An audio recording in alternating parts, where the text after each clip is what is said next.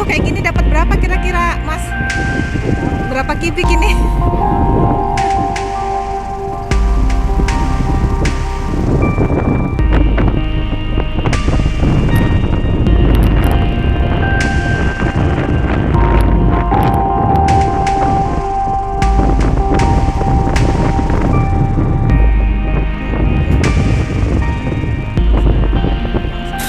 Dari Tribun Lampung, Mas.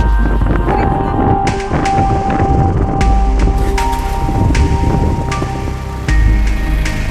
Ya, mobil dump truck selanjutnya juga mengangkut longsoran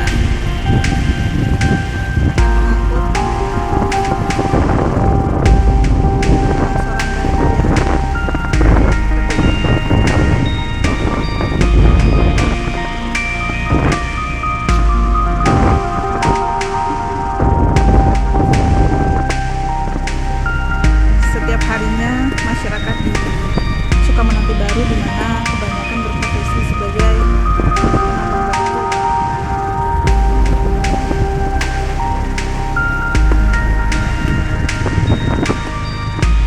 batu.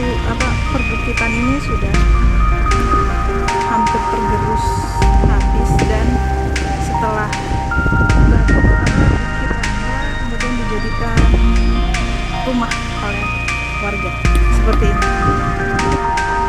berdasarkan hasil wawancara dengan masyarakat yang sempat terjun melakukan sebelum